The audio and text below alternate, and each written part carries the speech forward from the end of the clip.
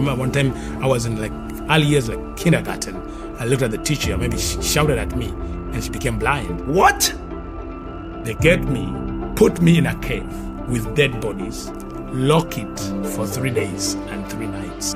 Now, because of the people who were praying around him, he could ascend in the spirit and become like an authority.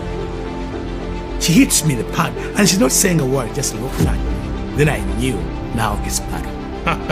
Because I had never encountered such kind of power.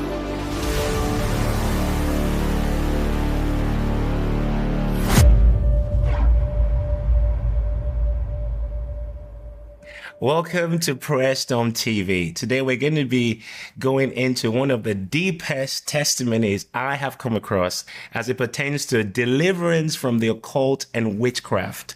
And I'm so excited about this testimony. I came across this man in 2017, and this testimony radically impacted my life. Now, I've got a background. I'm half Ghanaian and half Nigerian. And with the kind of background I have, some of you who are watching have similar background to me. You're probably Nigerian or Ghanaian or African. You would have heard testimonies of people that have been delivered from the occult, of had encounters with Jesus and shared of how Jesus delivered them. And I've heard many of these sort of testimonies. However, this one we're about to hear, in my opinion, is one of the most intense and deep I've come across. And I believe God's going to use this testimony to impact you in a significant way. So I want you to stay tuned. Now, our guest today, we actually had to fly him all the way from Uganda to capture this testimony. Because when I heard this many years ago, I was so impacted. I got connected with him, and we've been relating for a few years. And the Lord made it possible for us to be able to get him over to Manchester. So for the first time, it's his first time in the UK, and I'm excited that we're going to get to hear from him today. So would you welcome with me, James Kawalya from Uganda. James, it's good to have you in Manchester. Amen. I thank God that I'm here. And this is my first time to be in the UK. And the timing of the Lord is the best. I know this is the first time also I am recording my testimony in its fullness. Most have been sharing in different platforms, but this is the first time I'm sitting in a recording to share my life testimony. So I thank God for this opportunity. And oftentimes when I'm sharing my testimony, it's like I'm going back through those experiences. I need a grace. Sometimes the pain returns, the pain of the thing that I went through. But I thank God that now, after many years now, it's 23 years since I gave my life to Jesus Christ. Wow. And the 23 years has been amazing. I have seen the goodness of God. And also, as we start this journey, I want to tell the people that the purpose is to glorify Jesus. Not the devil, not what the devil can do or what he has done. But at the end of the day, Jesus is the winner. Yes. So that's why. So I'm glad that I'm here. I'm so excited to have you here in Manchester, because as we go into the details of your testimony, I'm going to be asking you questions about, things that have happened in your past. And as you share them, there'll be things that, I'm sure lots of people may not even understand, because we have lots of people watching. People from African backgrounds may be able to relate. Some of you watching are from Western backgrounds, and you might not understand some of the depth of the occult. In fact, some of these things will blow your mind when you hear, the depth to which people engage in dark activities. But I know, just as James said, God is going to use this to glorify his name. And I also want to point this out before we go into this testimony, that right now you're a pastor. You lead a church in Uganda, and you're used in incredible ways by God in deliverance ministry, miracles, and God moving. In fact, primarily you're an intercessor. You're used in strategic. Do you just want to just give us an idea of some of the things you do right now? I am leading a ministry called Lifeway Institute of Deliverance. What we do and what God has called me to do is to strategically train intercessors to pray and take over territories for God. So mostly I'm not pastoring the church, though I started the church. We are having other pastors pastoring the church. We're also running a Christian television station in Uganda, worship television, just for worship and prayer. One of the things the Lord told me to do after encountering Jesus and seeing the power of prayer. By the way, I knew the power of prayer before I became born again.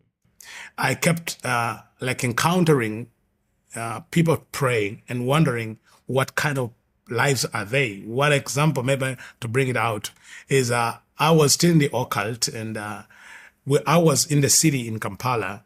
And I remember I got instruction from our leaders to vacate the city and stay away 70 miles away from the city and remove all our operations, because a man of God was coming in the city. And I remember we were told that if we stay in the city where that man is, his prayer would kill us, all convert us.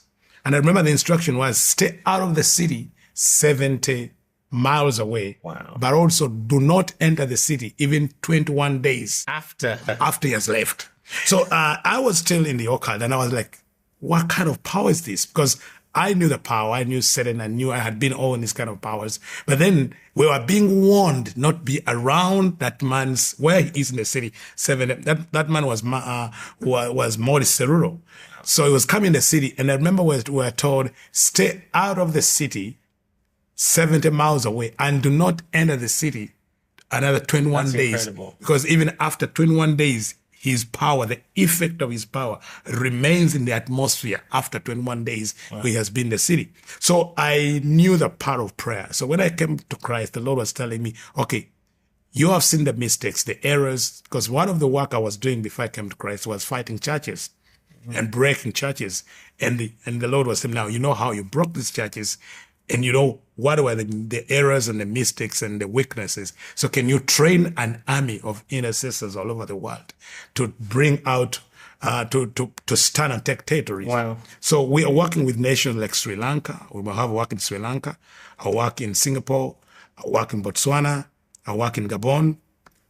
And a few places where I've been doing. You've been in Europe to a few places as well. We're having a work in Munich. We're doing a great work in Munich to raise intercessors and train young people to intercede, and then they take over the nations in prayer. So one of my calling, people call me apostle, others pastor, but my call is an intercessor. That's Amen. So I don't know if you can call me intercessor James. I like that. I like that. So now let's go back to the beginning. What are the earliest memories you have? My memory, when I was around 3 years, I realized in my home I was living with my mom and my uncle, the brother to my mom, and no one else. And it was strange because I was wondering why other people don't come to our home. Later I realized that when I was 3 months old, my father and my sisters left the home and did not return because of the strange things that were happening in the house, in the home. Now, I don't know what happened, the strange things. I didn't see it unless when my mother told me my story. But when I was 3 years, the event that I can remember is the death of my uncle. And when I began now my initiation into witchcraft, when I was 3 years. I want us to come back to the death of your uncle, but before we come back to that, can you tell us what happened before you were born? Because this is really a critical part of understanding your journey. Give us an idea of what was going on with your mom and a marriage and her desperation to have a son that laid the foundation for you to come into this world. So I came to hear this story when I was around 12 years, to hear the story of my birth and why I was strange. Now, by the age of 12, I was already deep in the occult. I had been made a trainer of witches when I was the age of 9. At the age of 7, I was a territorial witch in charge of a territory. I had strange powers. People older than my mother could come and bow to me. Politicians, businessmen, for powers. So I kept wondering, where did I get all these powers? Where am I strange? But my mother kept taking me to different witch doctors for help to be delivered from those powers. But several times we could go to these places to the witch doctors, and the witch doctors could chase my mother away, claiming that when she takes me to them, I steal their powers. So like even the witches, the sorcerers, the diviners, even they hated me because they were, this baby has strange powers. So my mother decided to take me to a man in Pemba. Pemba is in in Tanzania in the Indian Ocean, who was it was called a sultan. So in this journey, she said, I'm going to take you to this man, and this man is going to help you. So that's when I asked. I remember we were in Dar es Salaam, we were on the port trying to get a ferry to go to Pemba.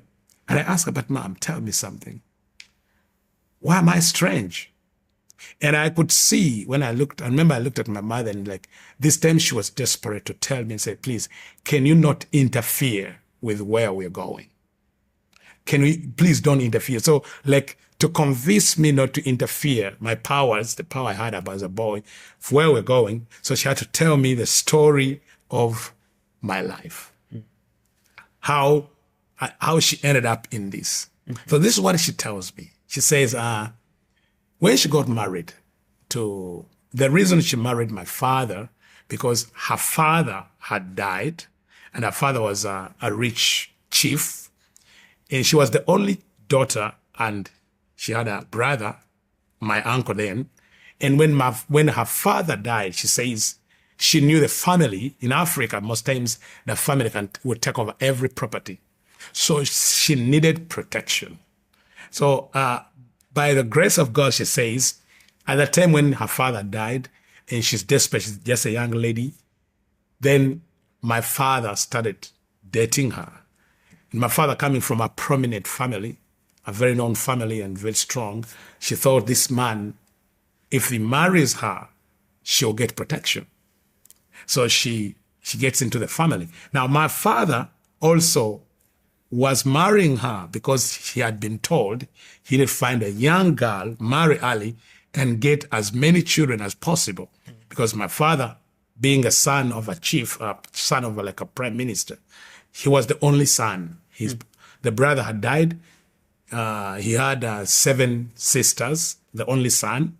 So they were like, now you need to get a woman, get children, and raise a heir for the throne, like the chiefdom. So he marries for the purpose of getting a son. So when she married, my father and my mother, they married, she gave birth. The first child was a girl. The second child, also a girl. The third child, also a girl. Now, by the 4th child, the entire family, the chiefs, the tribe, they're all like, this woman is a waste. Because in my tribe, if you have only girls, they say you don't have children. Wow. So they wanted a heir. So in desperation, she went different witch doctors in different parts of the nation. And so she went, they told her, we're going to help you conceive. Then she conceived the 5th child, who was now also a girl. She went on different witch doctors, different altars, and also she conceived again a 6th child, also a girl. Wow. And she tells me that she was so desperate because she knew if she can't get a son, she will lose the marriage, and now her life will be wasted. Though at that time, she told me that someone told her that there is someone who can help her conceive a son. She had gone to all kinds of altars in Uganda and outside Uganda. She had traveled different parts and gave different sacrifices. She had the money. She could sell her properties to travel different places to help her conceive. So on this particular journey where she went, she was told to go to a forest in Tanzania. There's a place in Tanzania, northern Tanzania. There was a place. So she went there, and she realized that when she arrived at the place, they told her she had to undress and live in the forest for 7 days, going through cleansing. Wow. Before she appears before the person to help her. Now, before there's something I want us to note here, that was the king of darkness, but they understand the principle of consecration and cleansing. Yeah. Now I understand after that. So they tell her you have to undress, stay in the forest, cold, don't eat anything cooked for 7 days. So after the 7 days, you are clean enough to appear before this priest who was going to help her.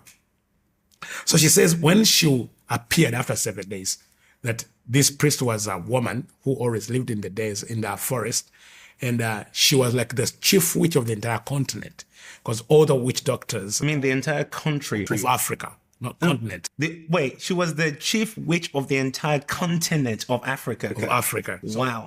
all the witches or the wizards or the sorcerers or the politicians, the leaders could go to her for powers. So she lived in the forest, that woman, that priest, and she had only one breast, like one breast in the middle of the chest. So all the people that went to her to see her often went through similar rituals. Similar They ritual. have to stay in the forest for 7 days. Naked. Eating leaves and Leaves and stuff. fruits for 7 days. And then after 7 days, you appear before her. That was the ritual. And it was like everyone had to go through that. So there were many people there. So she said when she appeared, when she came to her, she looked at that witch, that priest looked at my mother and said, "Go away, I will not help you." So she has been in the forest for 7 days. And now she's walking away. She says this. Now, this is what she told me. She said, as she was going away, she looked in the sky and saw a sign, something that told her that she has a son. She doesn't know what told. So she walks back to the place where they register. And she tells them, "Please, I want to go and try again." Then they tell her, "But also, if you try again, you have to go again through another 7 days." Wow. Now, the 7 days she went through, and then she went another 7 days, that's 14 days. Later, I'll be sharing with you, when I was sick, my deliverance, I had to go through the same cycle of being delivered. The 7 days and another 7 days, but now in the church setting. Because I want to tell people that salvation is free, but deliverance is a price. A price of consecration and being set apart. So she says that, so the second time, the next 7 days, she goes to appear. And when the priestess saw her, said, "You are back. You are back." Then my mother tells me, said, "Okay, I'm back, but you need to help me." Then this woman looks at her and says, "Well, I can help you, but I can see." Now, I don't know what eye they were using. I can see in the spirit you have a son, but he's very far in the rocks. It's very far in the rock. In the rocks. Now, that's the statement of my mother. He's far in the rocks, and there is a strange star on him. If I bring him out, he will be a problem to our powers. The only thing I can do, if you can offer sacrifices, but also if you can accept the condition we shall give you. So my mother asked, "What sacrifice?" They told her, "I have to give 7 cows for 9 months. That is 63 cows as a sacrifice." Wow. Then say, "Okay, I'll do that." Because she was desperate and she had the means. Then they tell her, "Okay, 7 cows every month for 9 months. for 9 months. That is 63. So then the other condition was, okay, if you